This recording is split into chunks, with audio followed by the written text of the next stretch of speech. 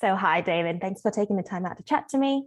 What we're doing at the moment is touching base with all our gold class shops, just so to see how they're going, to get to know about the process on getting to become a gold class shop, and so also the community can get to know all of them a bit better, and obviously to celebrate the status because it's a great thing to be. So I guess to start ourselves off, can you please introduce yourself and your position in the shop history? Yeah, so I'm David Jacobucci. I'm the owner of DSI Panels, Blackburn and Croydon.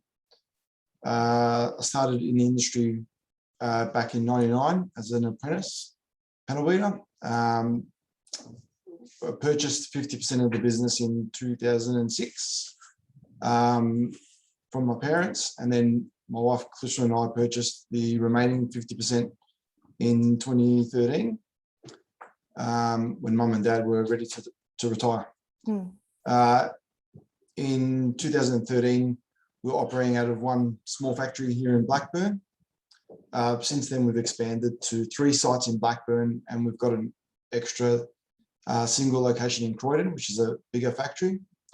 And we now have 36 staff across both sites. Oh, wow. In total. Yeah, that's awesome. And how did you get to find out about iCar Australia or discover iCar Australia? Initially, I'm pretty sure it was a subsidised AMI package back in 2010. I remember the first 2 courses I did were DAM02 and so frontal impact analysis, and CYC01, so the overview of cycle time. Personally, I've done 17 courses over the years, and I've built a good relationship with iCar throughout. Yeah, great. So I guess leading on from that, what was the main reason for starting the Road to Gold class journey? Initially, it was to improve the standard of work. I knew that I didn't know everything, and nor did my staff. Early on, we'd only put staff through on occasions. The Road to Gold really started our push just before the opening of our second location in Croydon. I knew that IAG had a iCar Gold class as a requirement for all their partnered repairers, and even though we weren't aligned with IAG, I thought Suncorp would eventually have the same requirement. So we decided to ramp up the training over a 9-month period. We became a Gold class facility a couple of years ago, and sure enough, now Suncorp have it as part of their requirement. So ahead of the curve. Everyone was worried about it when they first announced it, and we already had it, so I was pretty happy that we decided to do it earlier. So. No worries. Well, I guess then achieving and maintaining Gold class takes time and commitment. So how did your team go about completing the courses? You mentioned because you did it a couple of years ago. What methods did you do? So we used to have training sessions at work. So when we started at Road to Gold, we'd hold sort of 4 nights of 4 or 5 staff coming in to do the courses together on different laptops or computers in the office. We'd normally get pizzas or fish and chips or something, because it was sort of 5:30 to 7:30 on a Tuesday or Wednesday, just as an extra incentive. Made it a little bit easier to convince the staff to stay back and do the training. Now it's sort of become a standard within the company. So when we interview potential new employees, we talk about how we invest in our staff training and how important it is to the company, and we expect all our staff to commit to the training, not only for their benefit but for our benefit, but also their own. So it's always comes up in the interviews when we're hiring new people. Okay, cool. At the moment, we've got 5 platinum individuals in our team.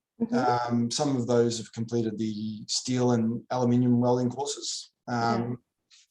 We've got an assembler at the moment doing some online courses as part of another Suncorp package from last year.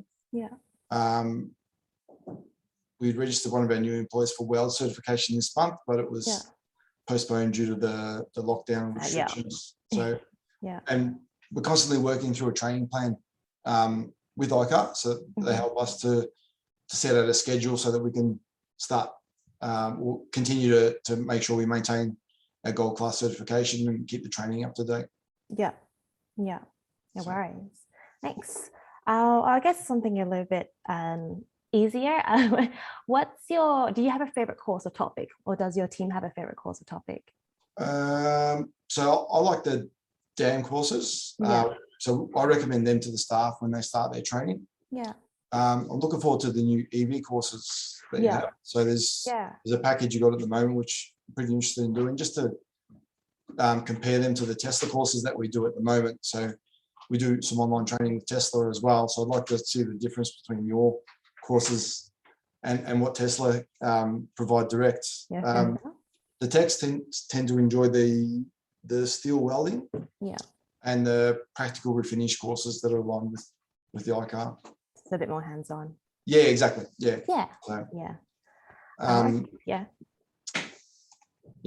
Okay, no, that's all right.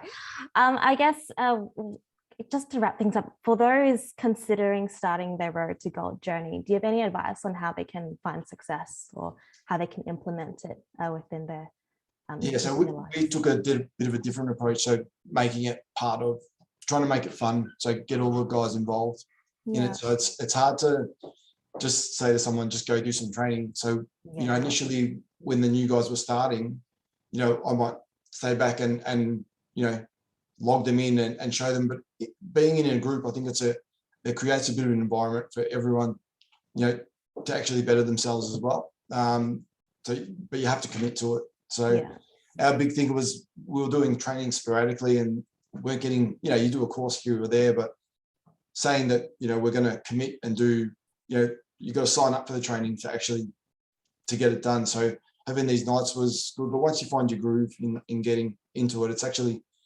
rewarding. It's not too arduous. So I think once you got the staff buy-in, that's the big thing as well.